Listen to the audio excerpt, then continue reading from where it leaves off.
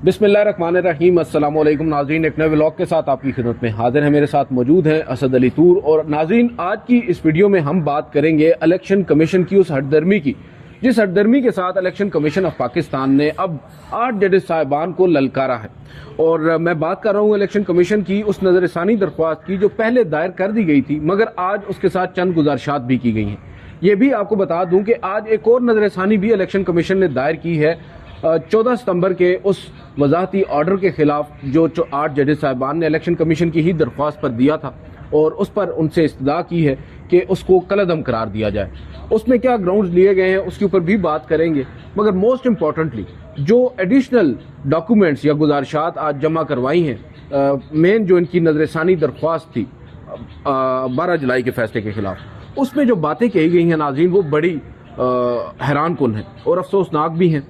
पहले मैं आपको वो बता देता हूँ। एक तो अब इस्तदा ये की गई है कि जो 12 जुलाई का सुप्रीम कोर्ट के 8 जजेस का अक्सरियती फैसला है उस पर अमल दरामद को रोका जाए, और उसके बाद हुक्म इम्तना मांगा गया। फिर ये कहा गया कि सुप्रीम कोर्ट का जो मखसूस नशिस्तों का फैसला है वो मफरूज़ों पर मबनी है। सुप्रीम कोर्ट तशरीह की आड़ में आइन को दोबारा नहीं लिख सकती। अदालत ने अपने तफसीली फैसले में 12 जुलाई के अहकामात से भी इनराफ किया है। तफसीली फैसले में अदालत ने 41 अराकीन को तहरीक इंसाफ तक महदूद कर दिया है। आज़ाद अराकीन की सियासी जमात में शमूलियत की मियाद 3 दिन है। सुप्रीम कोर्ट ने अराकीन को 15 दिन देकर आइन के अल्फाज को बदल दिया। आज़ाद अराकीन ने सुन्नी इत्तेहाद कौंसिल में शमूलियत के बयान हल्फी जमा करवाए। अदालती फैसले में अराकीन के बयान हल्फियों को मुकम्मल नज़रअंदाज कर दिया गया। बैरिस्टर गौहर के हवाले से कहा गया है कि बैरिस्टर गौहर के सर्टिफिकेट्स दुरुस्त भी मान लें तो पीटीआई अराकीन की तादाद 39 नहीं बनती। उम्मीदवारों की जानिब से सेक्शन 66 के तहत पार्टी वाबस्तगी के डिक्लेरेशन जमा नहीं कराए गए। रूल्स 94 इंतखाबी निशान वाली सियासी जमात के लिए हैं। तहरीक इंसाफ ने, अब ये बड़ी अफसोसनाक सी एक चीज़ है, इसका मैं आपको बाद में बैकग्राउंड बताता हूँ। तहरीक इंसाफ ने जजेस चैम्बर में जो दस्तावेजात जमा कराई वो कभी ओपन कोर्ट में पेश नहीं की। तहरीक इंसाफ को मखसूस नशिस्तों का रिलीफ नहीं दिया जा सकता। तहरीक इंसाफ ने किसी फोरम पर अपने हक का दावा नहीं किया। फुल कोर्ट का फैसला है कि दावा न करने वालों को रिलीफ नहीं दिया जा सकता। असद तूर साहब, इलेक्शन कमीशन को 12 जुलाई को जो सुप्रीम कोर्ट के 8 जजेस साहिबान हैं, उन्होंने एक फैसले में डायरेक्ट किया कि मखसूस नशिस्तें पाकिस्तान तहरीक इंसाफ को दे दी जाए। इलेक्शन कमीशन ने एक इब्हाम सो कॉल्ड पैदा किया और कहा कि वाज़े नहीं है अदालती हुक्म। 25 जुलाई को उन्होंने एक CMA, एक सिविल मिसलेनियस एप्लीकेशन फाइल कर दी कि इब्हाम दूर किया जाए। 8 जजेस साहिबान ने, पहले मेरी इतला ये थी कि ये तय किया कि हम अपने तफसीली फैसले में ही ये इब्हाम दूर करेंगे, मगर फिर रात की तारीकी में जब आप कह सकते हैं आइनी तरमीम का एक चाल चली हुकूमत ने, उस पर फिर जजेस साहिबान को भी, उन्होंने भी होश के नाखुन लिए और उन्होंने देर से सही मगर उस पर 14 सितंबर को एक वजाहती नोट जारी कर दिया। उस वजाहती नोट को इन्होंने चैलेंज कर दिया, बल्कि वजाहती नोट को इन्होंने चैलेंज नहीं किया बल्कि उस वजाहती नोट के अगेंस्ट एक और वजाहती नोट जारी कर दिया। और मैं पहले यहाँ पर रुक जाता हूँ। वजाहती नोट आ जाने के बाद हम ये सोच रहे थे कि अब तो अमल दरामद होना ठहर चुका है। जिस तरह की लैंग्वेज 8 जजेस ने इस्तेमाल की, 8 गलबन इजलास हुए इलेक्शन कमीशन के, अमल दरामद नहीं हुआ।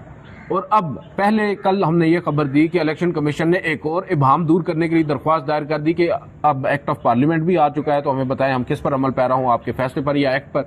और फिर आज जो 14 सितंबर की वजाहत थी उसके अगेंस्ट रिव्यू भी फाइल कर दी। और फिर जो 25 सितंबर को, या पहले 25 नहीं बल्कि पहले जो रिव्यू फाइल की गई थी उसके साथ एडिशनल डॉक्यूमेंट्स में स्टे मांगा जा रहा है 12 जुलाई के फैसले पर। तो ये सब कुछ आपको नहीं लगता कि जानबूझकर डेलिब्रेटली, एक तो दीवार पर लिखा नजर आ रहा है कि अदालती फैसले पर अमल दरामद ना करने के लिए ताखीरी हरबें, मगर साथ दूसरी जानिब 8 जजेस साहिबान को मजीद इंस्टिगेट करने की बात हो रही है? अच्छा अदील, मैंने 12 जुलाई के फैसले के तकरीबन हफ्ता डेढ़ बाद एक वीलॉग किया था अपने चैनल पे। उसमें मैंने एक खबर दी थी, वो वन लाइनर ये थी कि इस्टेब्लिशमेंट की अब स्ट्रेटजी ये है कि इन जजेस को थकाना है। ओके, ठीक है, यानी कि ताखीरी हरबे इस्तेमाल करने हैं। तो ये सब कुछ उसका हिस्सा है। कभी वो स्पीकर का खत, तो कभी एक्ट आ जाता है तरमीम, तो कभी वो इलेक्शन कमीशन डेलिब्रेशन कर रहा है, फलान कर रहा है, ये कर रहा है।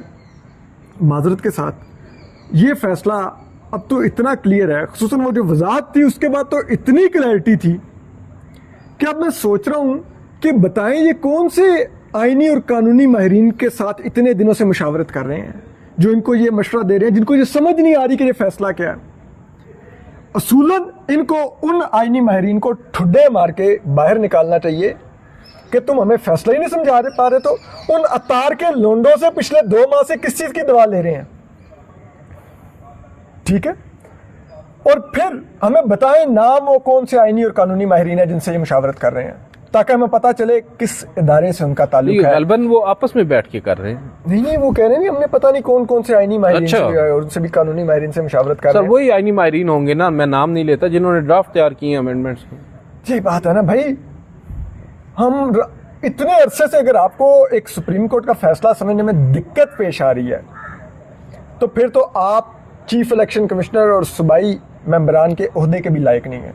अगर आप इतने नालायक हैं, जस्टिस तारिक महमूद जहांगीरी की डिग्री के लिए तो कराची यूनिवर्सिटी पहुंच गए, सबसे पहले तो इनकी डिग्रियां चेक करें, इनके उस्तादों की डिग्रियां चेक करें कि इनको किसने और कहां पढ़ाया है और कहां ले जाके पढ़ाया है, ठीक है। कि अगर इनकी हालत ये है कि इनको 2 माह से सुप्रीम कोर्ट का एक फैसला नहीं समझ आ रहा, ठीक है, और ये तमाम के ऊपर मैं समझता हूं अब ये टैबू भी टूटना चाहिए। ये सिंपल कंटेम्प्ट ऑफ कोर्ट का केस नहीं है।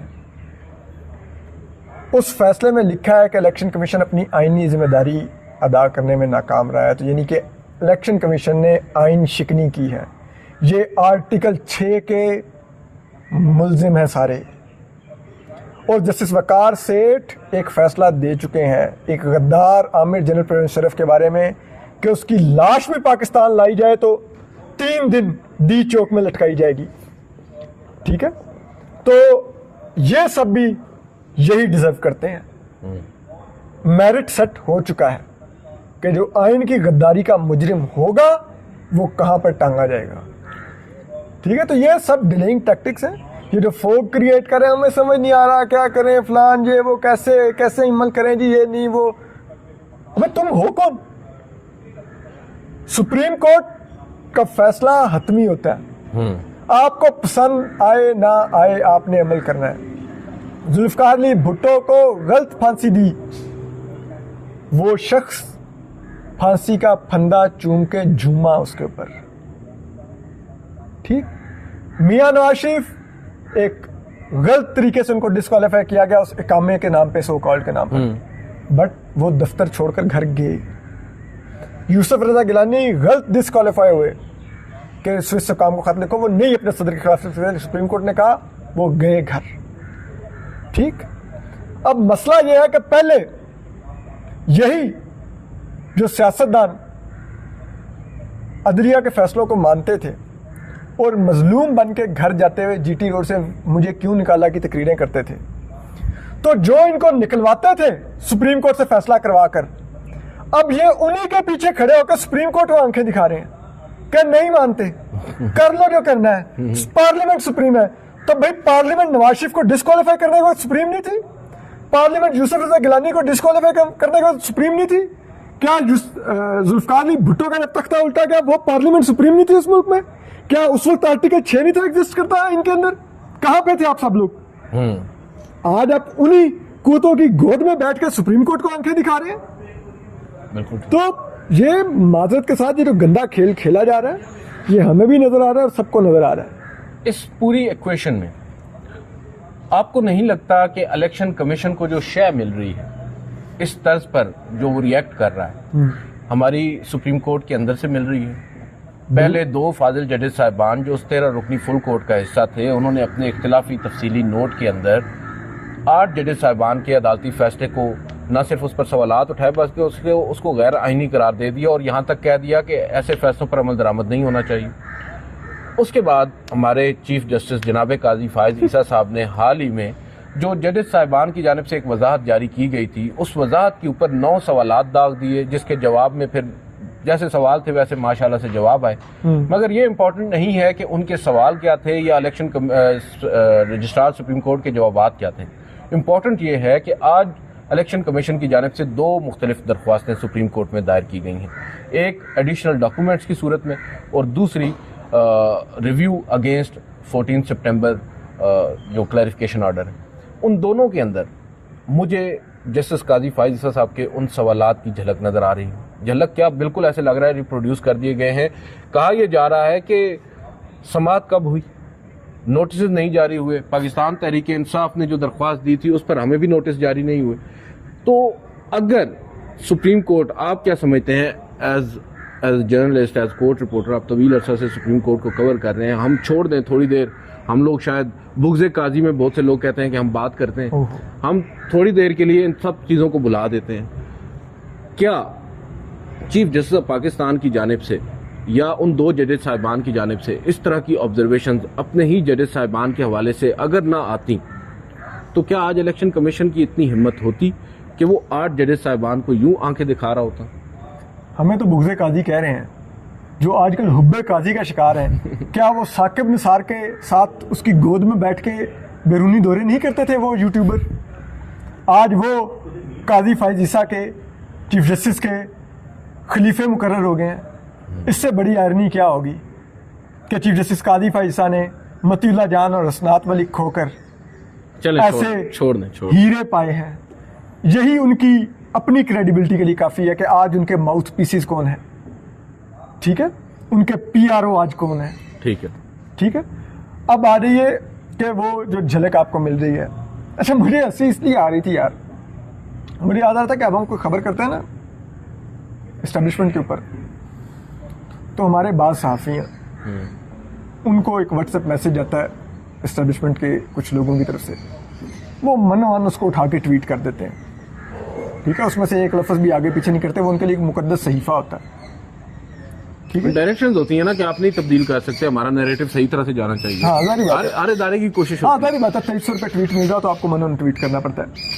अब चीज़ ये है कि भाई थोड़ा अपना भी दिमाग लड़ा लिया करो, लेकिन वो जब 2300 रुपये आपने लिया तो अब नहीं लड़ा सकते, ठीक है। यार ये 2300 वाली क्या बात है यार? कल भी एक जगह लोग मुझसे पूछ रहे थे ऐसा तू सब 2300 वाली क्या बात करते हैं यार? जिन लोगों को बहुत आज़ादी मिली है ना नई इस मुल्क में, एक प्लेटफॉर्म पे, ठीक है, जहाँ पे 15,000 पे वीलॉग मिल रहा है और बाकी बहुत कुछ मिल रहा है, तो आप ज़रा उधर जाके देखिए कि वहाँ पे कौन कौन बैठा होता है, फिर उनके ट्विटर फीड्स भी जाके देख लीजिएगा। अच्छा, anyway the point is Adeel Sarfaraz साहब कि मुझे लगता है कि चीफ जस्टिस काजी फाइज साहब भी खुद लगता है अब नहीं ज़्यादा सोचते, उन्होंने सोचना छोड़ दिया, अब वो अमल करते हैं। ये अच्छी बात नहीं है, बहुत अच्छी बात है, इसीलिए तो बहुत मुतासिर हो रहा हूँ। आई एम रियली इम्प्रेस्ड, ठीक है। यानी कि उन सवालात से ज़्यादा मज़का के सवालात मैंने आज तक अपनी ज़िंदगी में नहीं देखे, ठीक है। मैं ये तीसरी चीज़ है, एक जो चीफ जस्टिस काजी फाइज ईसा के रेफरेंस को जब हतमी तौर पर खारिज किया गया तो उसमें जो जस्टिस मुनीब अख्तर का इख्तलाफी नोट था, फिर जो जस्टिस अमीनुद्दीन खान और जस्टिस नईम अख्तर अफगान का इस मखसूस नशिस्तों के केस में इख्तलाफी नोट है, और तीसरा चीफ जस्टिस काजी फाइज ईसा के ये 9 सवालात और कल के उनके जो एतराज़ात जस्टिस मुनीब अख्तर पे और जो अचीवमेंट्स उन्होंने गिनवाई हैं अपनी, मैं ये समझता हूँ कि ये दस्तावेज़ात पाकिस्तान के लॉ कॉलेजेस में एज ए बुक बना के पढ़ानी चाहिए लॉ स्टूडेंट्स को, और उनको पढ़ा के बताना चाहिए कि बेटे ये नहीं करते, ठीक है।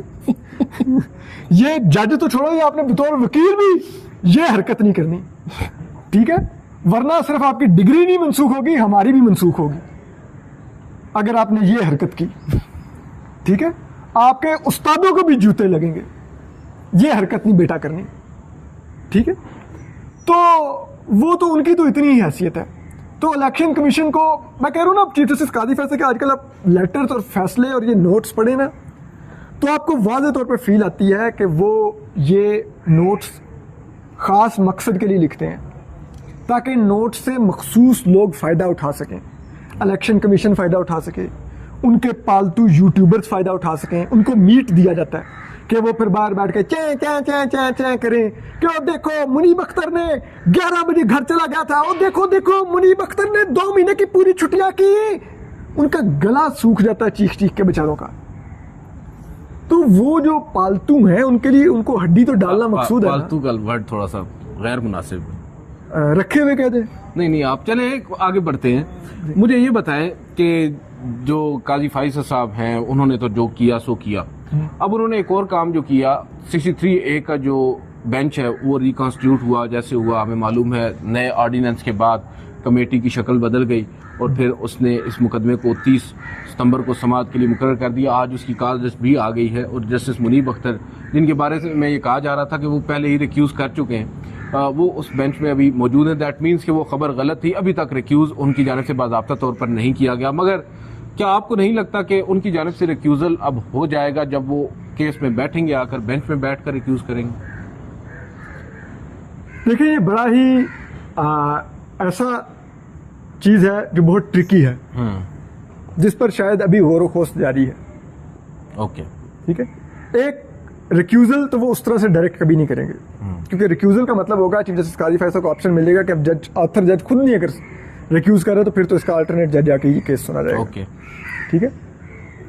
उनको, अगर आपको याद हो, मिलिट्री केस कोर्ट्स का जब पीटीआई वाला पिटीशन लगी, जस्टिस चीफ जस्टिस उमर ताब बंदयाल जो उस वक्त के थे, उन्होंने बेंच बनाया, तो उसमें चीफ जस्टिस उस वक्त जस्टिस काजी फैसला और जस्टिस सरदार तारिक मसूदी थे, जवाद ख्वाजा साहब की पिटीशन। जी, ये दोनों बेंच से उठकर चले गए थे और उन्होंने कहा था ये कोर्ट ऑफ लॉ ही नहीं है। हाँ, जिस कानून की और वो यही कानून था जी, क्योंकि इसके मुताबिक नहीं बना था उस टाइम बेंच।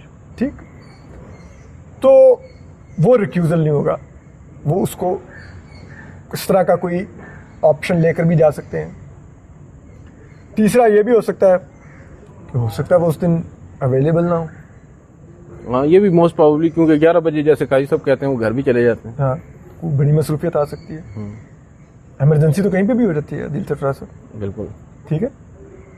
तो उस सूरत में अब ये देखने वाला होगा, बड़ा ट्रिकी फिर भी होगा कि चीफ जस्टिस काजी फैज साहब क्या फौरी तौर पर बेंच रिकॉन्स्टिट्यूट तो नहीं कर देते और करके कोई अपना और जस्टिस अमीनुद्दीन खान जैसा इंतहाई विजडम वाला, इंतहाई डेडिकेटेड जज जो लाहौर जाता हुआ गाड़ी मोड़े और भगाता इस्लामाबाद की तरफ आए, ठीक है, कि वो काजी फैसला साहब ने कमेटी के लिए बुला लिया और मुझे मुल्क की खिदमत के लिए फ़ौरन सुप्रीम कोर्ट पहुंच रहा है, ठाड़ आके सुप्रीम कोर्ट के दरवाजे में गाड़ी मार के भागता भागता ऊपर जाके कि किथे दस्तखत करने ने।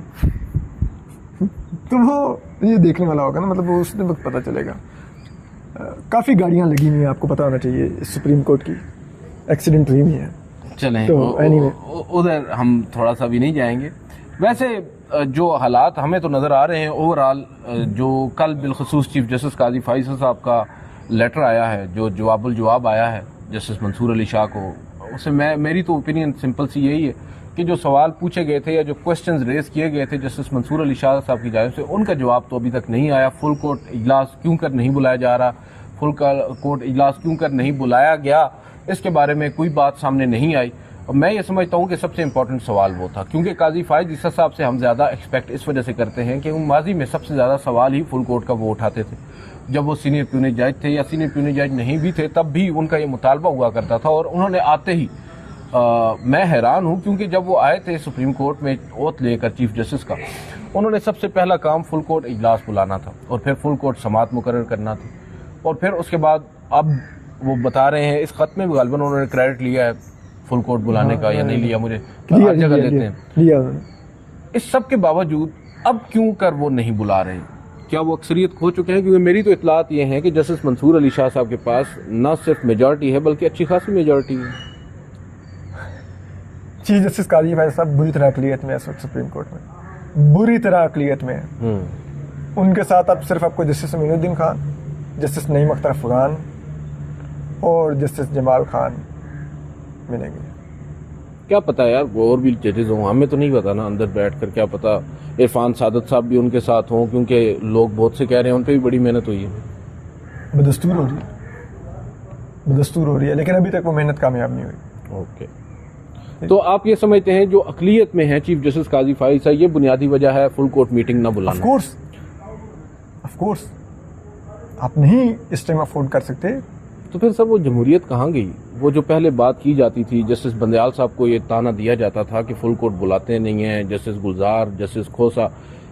अब देखें, फिर यही बात है ना, हम अगर बात करें तो फिर हमें इल्ज़ाम दिया जाता है, डबल स्टैंडर्ड्स तो है ना सर, माजरत के साथ। बहरहाल देखते हैं आइंदा आने वाले दिनों में मजीद क्या होता है। बहुत से लोग कह रहे हैं कि कुछ बड़ी डेवलपमेंट्स भी होनी है, कुछ मजीद जवाबात भी सुप्रीम कोर्ट की तरफ से भी आ सकते हैं। देखते हैं वो क्या जवाबात होंगे आज की इस वीडियो से इतना ही। मुझे असद अली तूर साहब को इजाज़त दीजिए। अल्लाह हाफ़िज़।